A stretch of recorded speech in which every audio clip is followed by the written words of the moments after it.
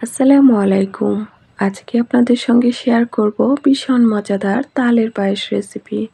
তালের সিজনে একবার হলেও এভাবে তালের পায়েস রেসিপি পরিবেশন করবেন। তালের পায়েস রান্না করার জন্য এখানে আমি মাঝারি সাইজের বাটি দিয়ে 1 বাটি পরিমাণ তালের রস নিয়েছি। ছোট বাটি দিয়ে 1 বাটি থেকে কিছুটা কম পরিমাণ সাবুদানা নিয়েছি। আপনারা চাইলে সাবুদানা কম বেশি করে নিতে পারেন। এখানে আমি ডানু পাউডার মিল্ক থেকে 1 বাটি থেকে কিছুটা কম পরিমাণ পাউডার মিল্ক নিয়েছি।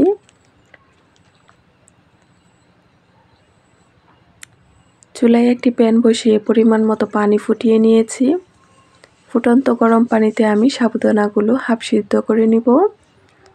হাফ সিদ্ধ হয়ে যাওয়ার পর স্ট্রেনারে নামিয়ে আমি পানিটা ঝরিয়ে নিব। আপনারা চাইলে পায়েস রান্নায়ও সাবুদানা অ্যাড করে তারপর পায়েসটা রান্না করে নিতে পারেন। পায়েস রান্না করার আগে তালের রস ভালোভাবে জাল করে ফুটিয়ে নিতে হবে। অনবরত নেড়েচেড়ে তালের রস জাল করে ফুটিয়ে নিয়েছি। তালের পায়েস রান্না করার জন্য আমি এখানে 1 কেজি পরিমাণ লিকুইড দুধ জাল করে হাফ লিটার করে অ্যাড করে নিয়েছি। পাউডার দুধ অ্যাড করে নিয়েছি। 1 কাপ পরিমাণ চিনি দিয়েছি। চিনি, পাউডার দুধ, লিকুইড দুধের সঙ্গে ভালোভাবে নেড়েচেড়ে মিশিয়ে নিয়েছি। তালের পায়েসে অনেক সুন্দর একটি ফ্লেভার আসবে। আপনারা যদি এখানে তেজপাতা, এলাচ, দারুচিনি অ্যাড করে নেন। আমি এখানে 2টি তেজপাতা টুকরো করে অ্যাড করে নিয়েছি। 4 টুকরো এলাচ, 4 টুকরো দারুচিনি দিয়েছি। স্বাদ অনুযায়ী লবণ দিয়েছি। এখানে আমি পরিমাণ মতো কিশমিশ দিয়েছি। তারপর ফুটিয়ে নেওয়া সাবুদানা অ্যাড করে নিয়েছি। কিছুক্ষণ সময় অনবরত নেড়েচেড়ে সাবুদানা পাউডার দুধের সঙ্গে ভালোভাবে জাল করে নিব।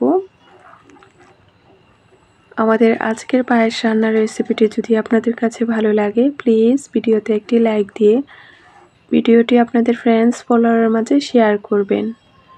পরবর্তীতে নতুন রেসিপি পেতে আমাদের চ্যানেলটি সাবস্ক্রাইব করবেন। এই পর্যায়ে আমি তালের রস অ্যাড করে নিয়েছি। অনবরত নেড়েচেড়ে আমি তালের পায়েসটা রান্না করে নিয়েছি। তালের পায়েস যদি আপনারা একটু পাতলা খেতে পছন্দ করেন তাহলে লিকুইড দুধের পরিমাণ আরও কিছুটা পরিমাণ বাড়িয়ে দিবেন। পায়েস রান্নায় আপনারা যদি যত বেশি লিকুইড দুধ দিবেন পায়েসটা খেতে ঠিক ততটাই বেশি সুস্বাদু হবে। আমি একটু গাঢ় করে আজকের পায়েস রেসিপিটি রান্না করব। আপনারা যদি গাঢ় খেতে পছন্দ করেন তাহলে অনবরত নেড়েচেড়ে পায়েসটা গাঢ় করে নেবেন।